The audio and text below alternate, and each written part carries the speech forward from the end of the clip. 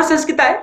प्यारे दोस्तों, इस वीडियो में हम लेकर के आए हैं पुराण प्रश्न पुनरावृत्ति का दूसरा भाग, जिसमें कि आज हम आपको बताने वाले हैं पुराण से संबंधित 25 महत्वपूर्ण प्रश्नों को, जो कि यूजीसी नेट संस्कृत के 2014 और 15 में पूछे गए हैं। दोस्तों, इससे पूर्व भी हमने 2012 और 13 में जो पुराण से संबंधित जो प्रश्न पूछे गए थे दोस्तों, उसकी वीडियो बना रखी है। यदि आपने उसको नहीं देखा है तो डिस्क्रिप्शन में लिंक है, आप वहां जाकर के उसको देख सकते हैं। दोस्तों, तो पहले दोस्तों, जो आज के जो 25 प्रश्न है उनको हम व्याख्या और विवरण सहित आपके सामने प्रस्तुत करेंगे। दोस्तों, तो चलिए दोस्तों, प्रारंभ करते हैं आज के इस महत्वपूर्ण भाग को। अवश्य देखें दोस्तों, जो कि आपकी परीक्षा के लिए बहुत महत्वपूर्ण होने वाले हैं।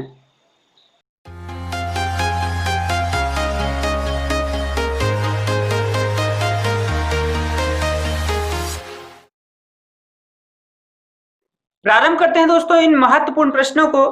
पुराण विषयक महत्वपूर्ण प्रश्न जो कि यूजीसी नेट संस्कृत में 2014 और 15 में पूछे गए हैं। दोस्तों, तो दोनों कोड अर्थात 25 और 73 कोड दोनों से संबंधित प्रश्न आपके सामने प्रस्तुत कर रहे हैं और साथ ही हम विवरण भी प्रस्तुत करेंगे। दोस्तों, तो आप ध्यानपूर्वक देखिए, सुनिए, जो आपको नोट करने लायक लगे उसको नोट भी करिए। दोस्तों, तो प्रश्न नंबर 1 है गरुड़ पुराणम अस्ति। तो ये जून 2014 का प्रश्न है, 73 कोड का।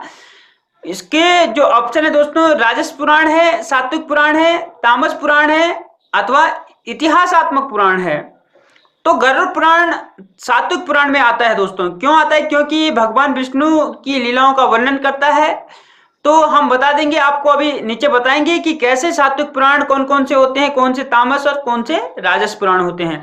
तो सात्विक पुराणानि विष्णु प्रधानानि, जो विष्णु भगवान से, जिनमें विष्णु का प्राधान्य है, विष्णु भगवान का महात्म्य अधिकतर वर्णित है, वो सभी सात्विक पुराण कहलाते हैं। तो उनमें कौन कौन से हैं? विष्णु पुराण, नारद पुराण, भागवत पुराण, गरुड़ पुराण, पद्म पुराण और वराह पुराण। ये भगवान विष्णु से संबंधित है या भगवान विष्णु का इनमें वर्णन है अधिकतर, और उन्हीं का महात्म्य है, उनकी कथाओं का वर्णन है, लीलाओं का वर्णन है। तो ये सात्विक पुराण कहलाते हैं, जो विष्णु से संबंधित होते हैं। दोस्तों, तामस पुराण, यहाँ तमस लिखा है, तामस पुराणानि शैव प्रधानानि। तो जो भगवान शिव से संबंधित है अथवा जिन पुराणों में भगवान शिव का प्राधान्य है, वे सभी तामस पुराण कहलाते हैं। जैसे कौन कौन से पुराण इसके अंतर्गत आते हैं? मत्स्य पुराण, कूर्म पुराण, लिंग पुराण, शिव पुराण, स्कंद पुराण और अग्नि पुराण। ये भगवान शिव का प्राधान्य इन पुराणों में है, तो ये तामस पुराण कहलाते हैं। और आगे चलेंगे हम, राजस पुराण कौन से हैं। तो राजस पुराणानि ब्रह्म प्रधानानि, जिनमें ब्रह्मा का क्या है, महत्व है या प्राधान्य है, वो सभी राजस पुराण में आते हैं। जैसे ब्रह्म पुराण, ब्रह्मांड पुराण, ब्रह्म वैवर्त पुराण, मार्कंडेय पुराण, भविष्य पुराण और वामन पुराण। तो ये सभी राजस पुराण में आते हैं। और जो शिव से संबंधित है वो सभी तामस पुराण में आते हैं। और भगवान विष्णु से संबंधित है जो, या जिनमें भगवान विष्णु का प्राधान्य, वो सात्विक पुराण में आते हैं। दोस्तों, तो पहले प्रश्न गरुड़ पुराण जो है वो सात्विक पुराण के अंतर्गत आता है। तो ये था आपका पहला प्रश्न। अब चलते हैं हम दूसरे प्रश्न में। दोस्तों,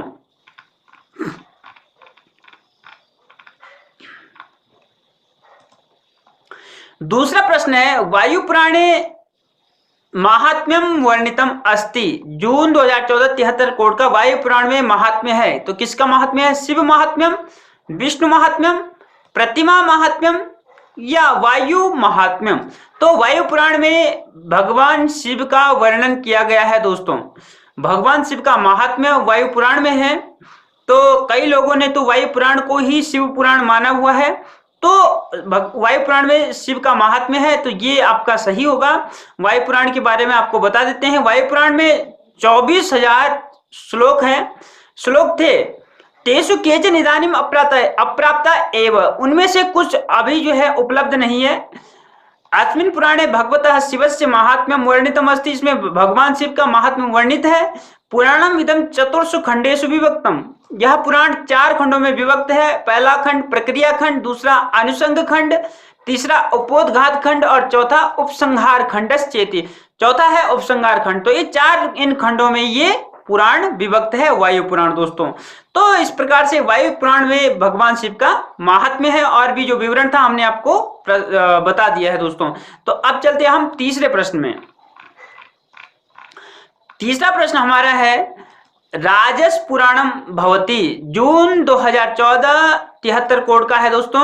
भविष्य पुराण, मत्स्य पुराण, नारदीय पुराण या वराह पुराण, राजस पुराण। तो हमने ऊपर आपको बताया था जो ये इनमें से जो मत्स्य पुराण है, वराह पुराण है, नारदीय पुराण है, तो ये जो है ये भगवान विष्णु से संबंधित है।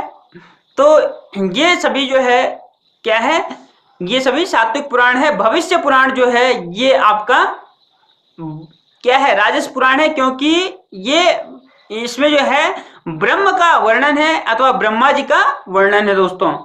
तो इसलिए ये भविष्य पुराण जो है इसमें राजस पुराण है।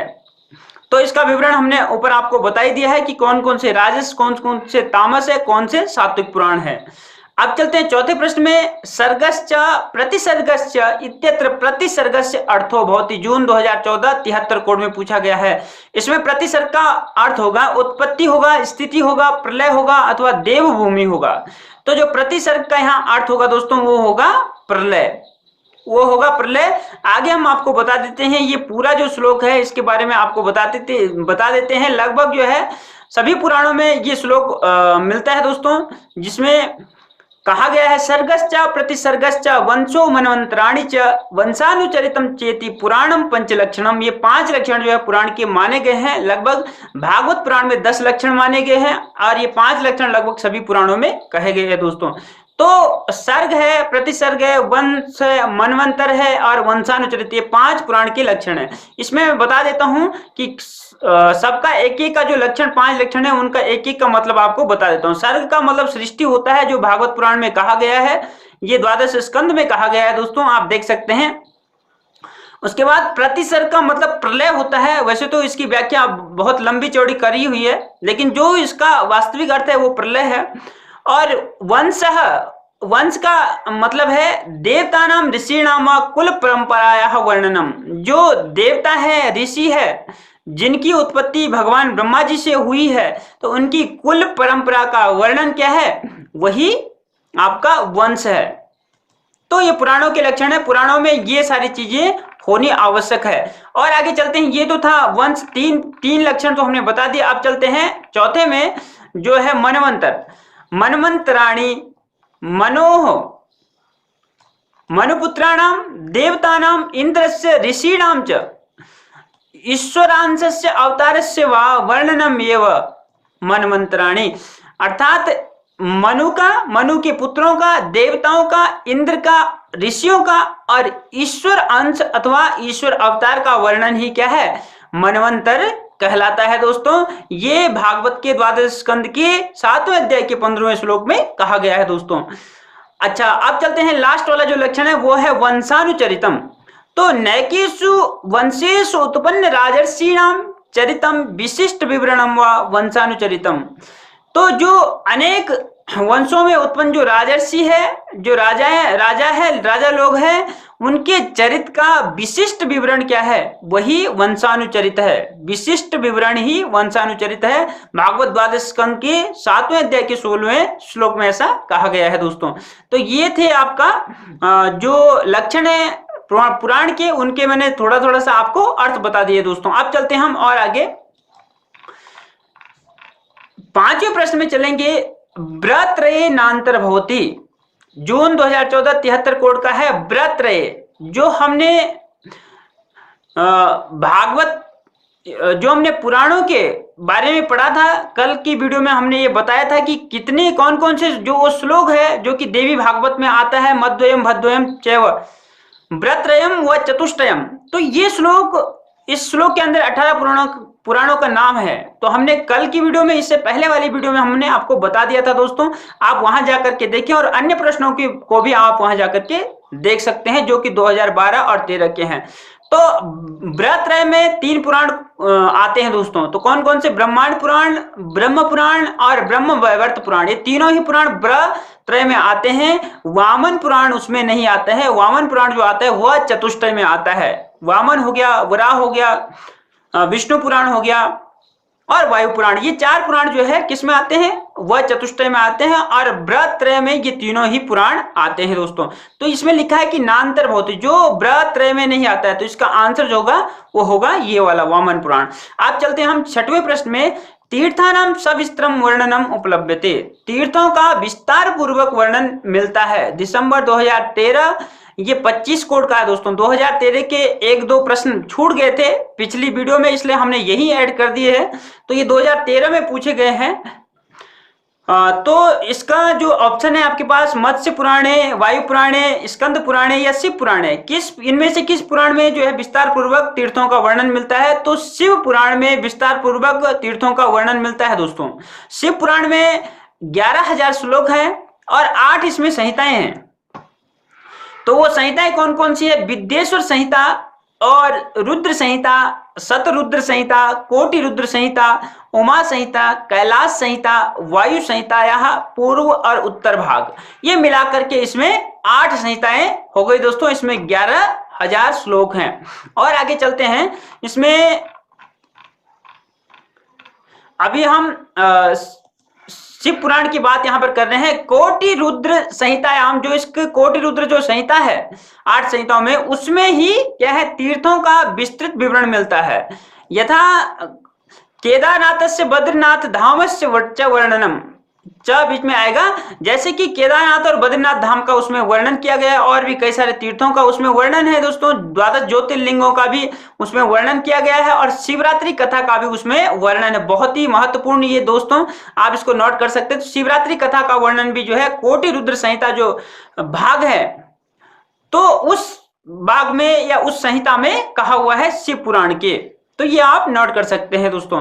अब चलते हैं हम प्रश्न नंबर 7वें में। रास पंचाध्यायी कुत्र वर्तते, रास पंचाध्यायी कहाँ है? दिसंबर 13 और जून 2014 25 कोड में, दोनों में ही ये पूछा गया है। जून 2014 में भी और दिसंबर 2013 में भी। तो रास पंचाध्यायी कहाँ है? विष्णु पुराण में है, या ब्रह्म पुराण में है, भागवत पुराण में है, अथवा ब्रह्म वैवर्त पुराण में है? तो जो रास पंचाध्यायी है, इसका नाम तो सभी लोगों ने सुना ही होगा। ये भागवत पुराण में है दोस्तों। भागवत पुराण के 10वें स्कंद में। भागवते 12 स्कंदा सन्ति, भागवत में 12 स्कंद है, 18,000 श्लोक है दोस्तों। तत्र 10वें स्कंदे ये जो है 39 अध्यायात 33 अध्यायम यावत पंचाध्यायः रास पंचाध्यायी उच्यन्ते।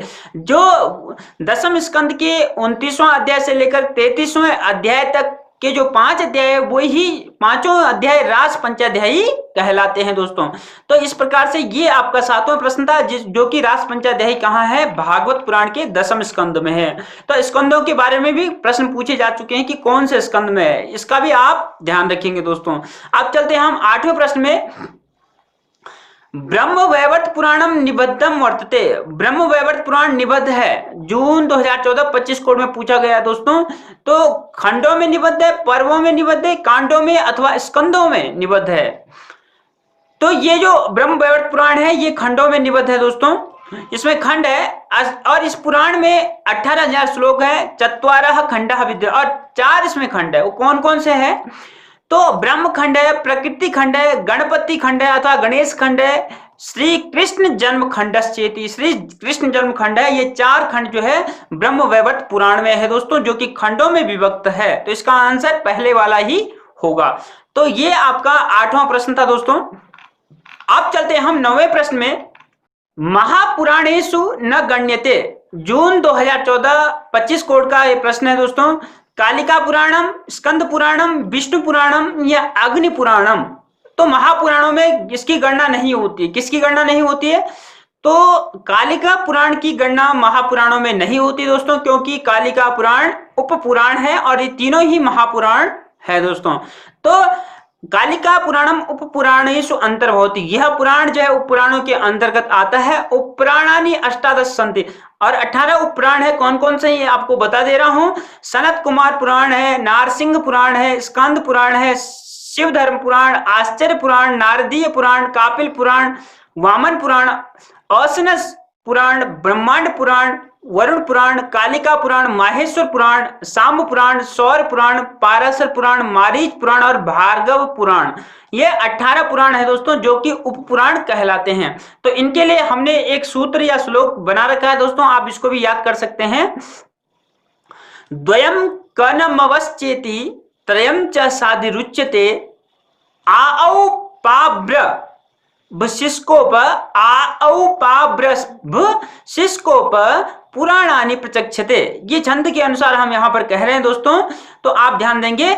द्वयम कनमवश्चेति, जो दो हैं वो कौन कौन से हैं? क से 2 हैं, कापिल पुराण, कालिका पुराण, न से भी 2 हैं, नारदीय पुराण और दूसरा नारसिंह पुराण, म से भी 2 हैं दोस्तों। ये माहेश्वर पुराण और मारीच पुराण, जो उपपुराणों की बात कर रहा हूं, वह से भी 2 है। तो वो वह से जो है आपके वामन पुराण हो गया, वरुण पुराण हो गया, तो इनसे 2 है, और 3 जो है जिनके आगे स है वो 3 पुराण है। तो कौन कौन से? सनत कुमार पुराण हो गया, और दूसरा आपका हो गया साम पुराण, तीसरा सौर पुराण। ये साधी कहलाते हैं। और आ से एक पुराण, औ से एक पुराण, पा से एक पुराण, ब्र से एक पुराण, भ से एक पुराण, सी से एक पुराण, क से एक पुराण, जिसको स्कांद पुराण कहा गया है। तो ये दोस्तों ये हो गए आपके 18 उपपुराण। आप इस श्लोक को भी याद कर सकते हैं, जैसा कि मद्वयम भद्वयम चैवा वो वाला श्लोक है, ऐसे ही हमने इस श्लोक को भी बना रखा है दोस्तों। तो इसको भी आप याद कर सकते हैं 18 उपपुराणों के नाम याद करने के लिए। तो कालिका पुराण उपपुराण में आता है, तो यही इसका आंसर होगा। अब चलते हैं हम 10वें प्रश्न में दोस्तों। 10वां प्रश्न है, श्रीमद् भागवते श्री कृष्ण से ज्येष्ठ पुत्र से किम नाम। श्रीमद् भागवत में श्री कृष्ण के ज्येष्ठ पुत्र का नाम क्या था? जून 2014 25 कोड का ये प्रश्न है। तो सांबः, प्रद्युम्नः, संकर्षणः अथवा अनिरुद्धः, इनमें से जो भगवान कृष्ण के जो ज्येष्ठ पुत्र थे वो कौन थे?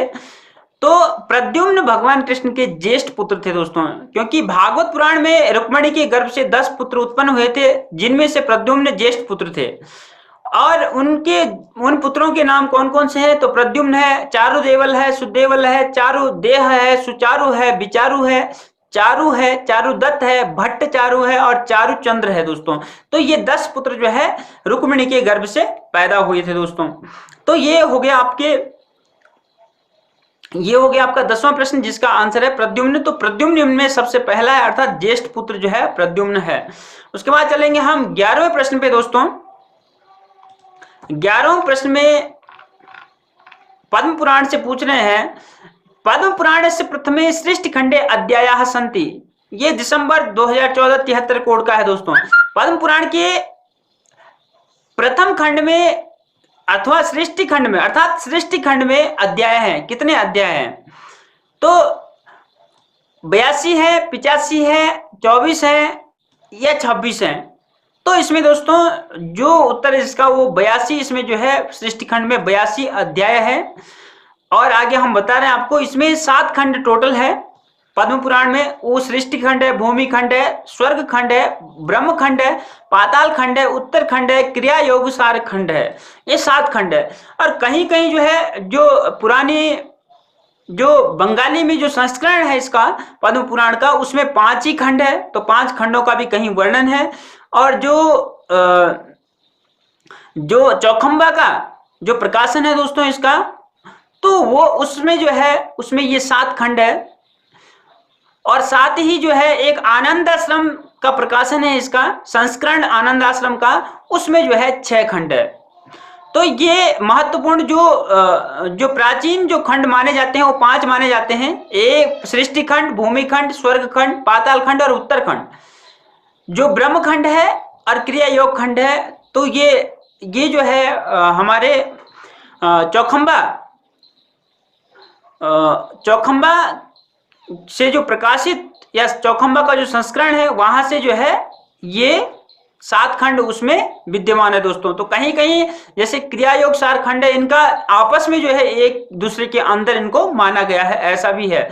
तो अब चलते हैं, जब इसी में भिन्नता है, पुराणों में लगभग सभी में ऐसा है, तो फिर उसके क्रमों में उसमें जो अध्याय है उनमें भी भिन्नताएं प्राप्त होती है। उसी को आपको बता रहा हूं। इनमें क्रमशः जो 7 खंड, इनमें क्रमशः जो है 86, और जो आनंद आश्रम है उसका जो संस्करण है उसके अनुसार 82 इसमें अध्याय है। और दूसरे भूमि खंड में 125 है, स्वर्ग खंड में 62 है, और ब्रह्म खंड में 26 अध्याय है, पाताल खंड में 117 और 113 है, और उत्तरखंड में आपके 255 और 282 है, और क्रिया योग सार खंड में 26 अध्याय है दोस्तों। तो इस प्रकार से है, जो मैंने ये ब्रैकेट में जो करे हुए हैं ये आनंद आश्रम जो संस्करण है, उनका जो संस्करण है उसमें ऐसा है, तो उसके अनुसार यहाँ पूछा भी गया था। तो आप दोनों को ही आप पढ़ भी सकते हैं, दोनों को ऐड भी कर सकते हैं। इस प्रकार से इन सभी खंडों में अध्यायों की संख्या इतनी इतनी है दोस्तों। तो ये था। अब चलते हैं हम और आगे 12वें प्रश्न में। 12वां प्रश्न है, गरुड़ पुराणोक्त दिशा दुर्वाष्टमी भवती। गरुड़ पुराण के अनुसार दुर्वाष्टमी होती है दिसंबर 2014, 73 कोड का है। मार्गशीर्ष शुक्लाष्टमी, भाद्रपद शुक्लाष्टमी, पौष शुक्लाष्टमी या आषाढ़ शुक्लाष्टमी। तो जो गरुड़ पुराण के अनुसार दुर्वाष्टमी जो होती है दोस्तों वो भाद्रपद शुक्ला अष्टमी, भाद्रपद के महीने शुक्ल पक्ष की अष्टमी तिथि को दुर्वाष्टमी होती है गरुड़ पुराण के अनुसार। गरुड़ पुराण में 18,000 श्लोक है दोस्तों, और 264 इसमें अध्याय है।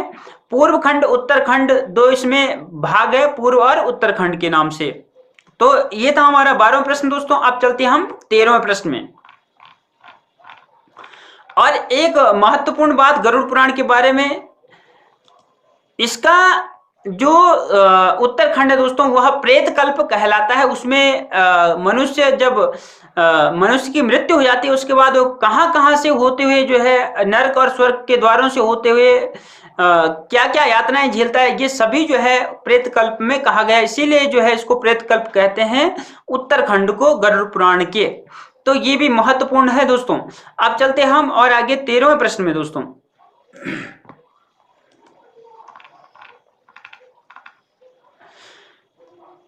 13वां प्रश्न हमारा है, वायु पुराणे महात्म्यम वर्णितम अस्ति। वायु पुराण में महात्म्य है, ये पहले भी आ चुका है, ये पुनः इस बार हमने इसलिए दिया है दोस्तों क्योंकि ऑप्शन चेंज है। साथ ही 73 कोड में ये है दिसंबर 14 73 कोड में।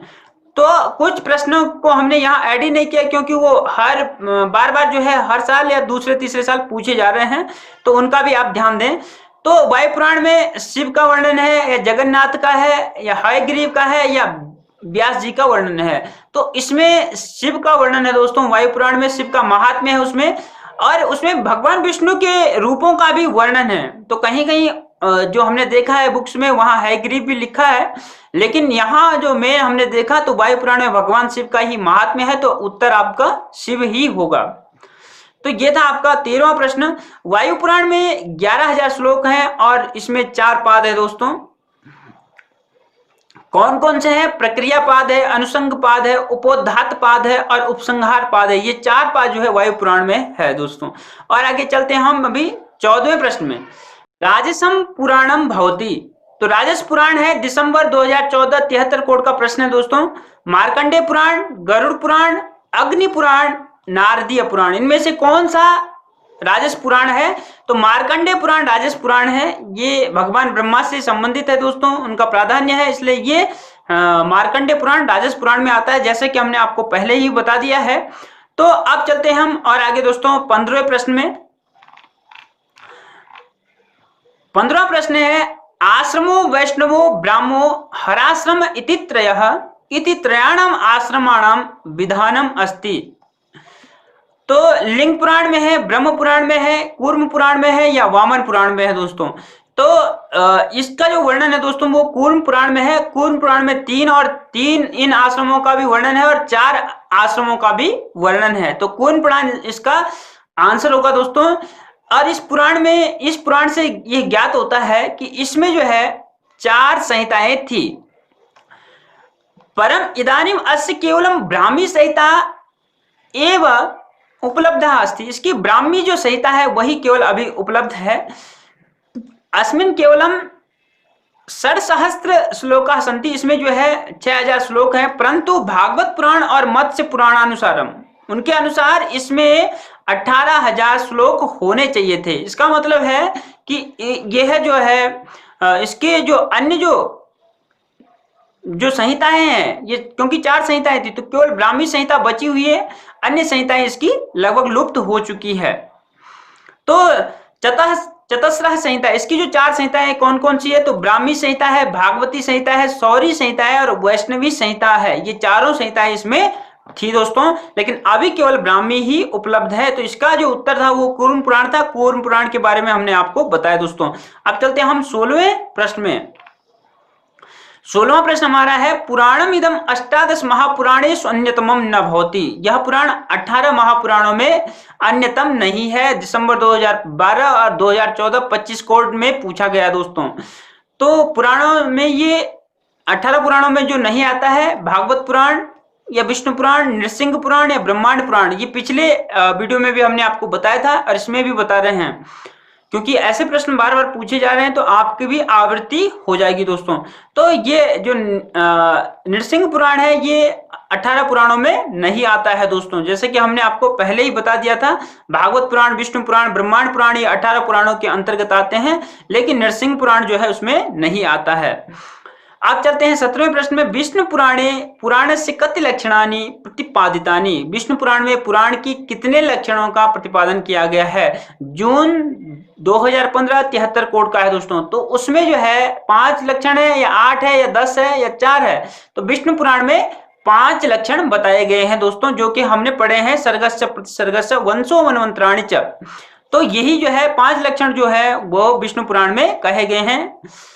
तो और आगे चलते हैं दोस्तों। अभी 18वें प्रश्न में, महापुराणम नास्ति। महापुराण नहीं है। जून 2015 73 कोड का मार्कंडेय पुराण, पद्म पुराण, नारदीय पुराण या नरसिंह पुराण। तो सेम वही पूछा गया है। नरसिंह पुराण बहुत बार ये पूछा गया है, ये इसमें नहीं है दोस्तों। जबकि नरसिंह पुराण जो है ये उप पुराण में आता है। जैसे कि हमने उप पुराणों को भी आपको बताया है दोस्तों कि कौन कौन से जो है उप पुराण है, ये भी हमने आपको बता दिया है। उनमें आप देख सकते हैं उप पुराण में। तो हाँ, और मार्कंडेय पुराण, पद्म पुराण, नारदीय पुराण ये सभी महापुराणों में आते हैं। तो अब चलते हैं 19वें प्रश्न में। दशावतारेषु न गण्यते। 10 अवतारों में किसकी गणना नहीं होती? जून 2015 का है दोस्तों ये 73 कोड का।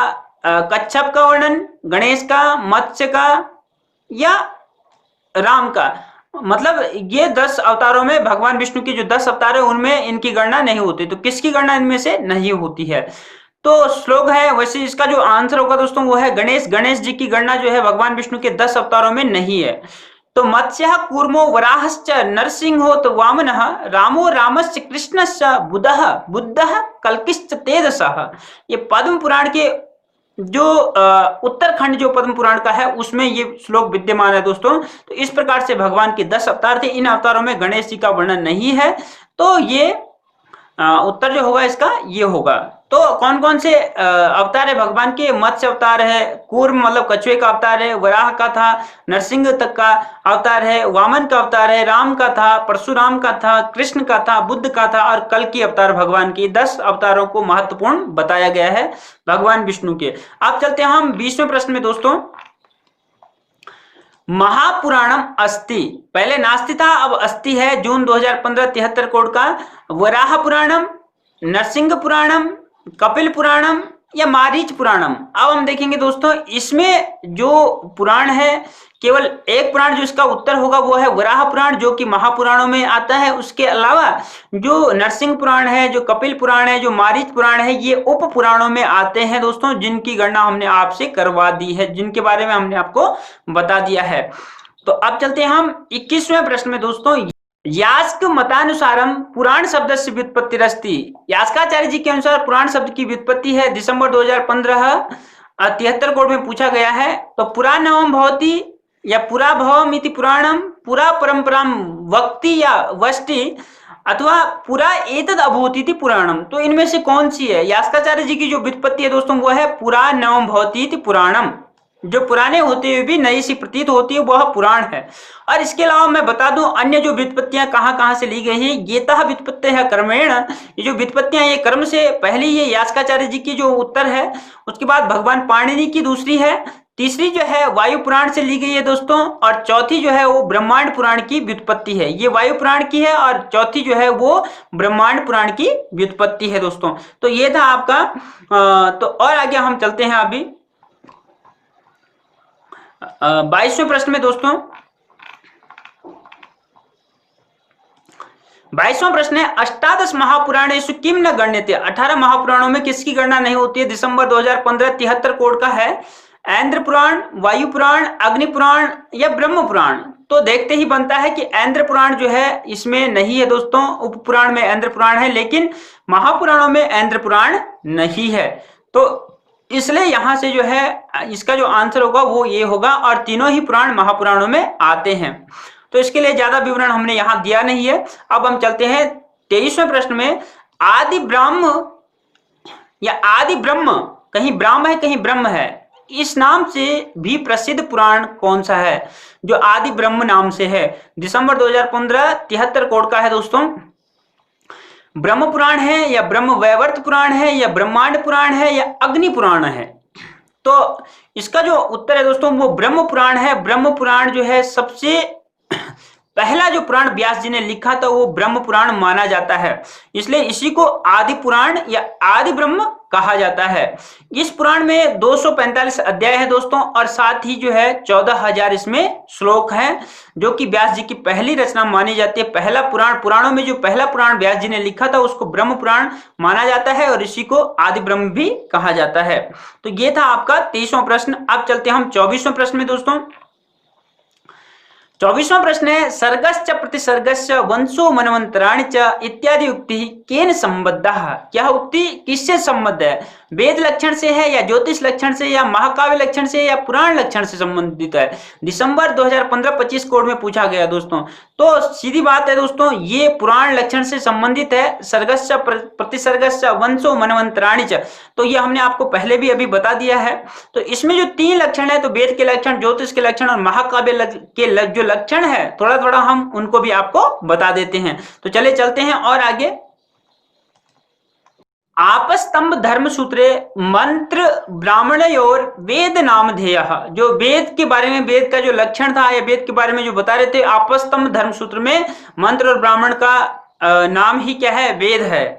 ऐसा आपस्तंभ धर्म सूत्र में कहा गया है। दूसरा, सायण के आचार्य जो सायण है उनके अनुसार इष्ट प्राप्ति अनिष्ट परिहार्यो अलौकिकम उपायम यो ग्रंथो वेदयति स वेदिति। इष्ट प्राप्ति और अनिष्ट का परिहार करने वाला जो अलौकिक उपाय बताता है वही ग्रंथ वेद है। ये वेद की परिभाषा या लक्षण भी हम कह सकते हैं दोस्तों। तो ये आचार्य सायण के अनुसार है। दूसरा पूछा गया था ज्योतिष के बारे में, सिद्धांत संहिता हुरा रूपम स्कंद त्रयात्मकम ज्योतिष शास्त्रम।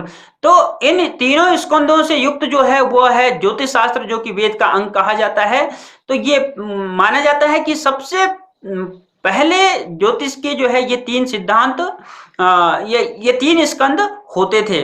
तो इन्हीं 3 स्कंदों से युक्त जो है वेदांग ज्योतिष है दोस्तों। और जो पूछा था महाकाव्य के लिए, महाकाव्य का लक्षण, तो सर्गबंधो महाकाव्यम तत्रैको नायका सुरः।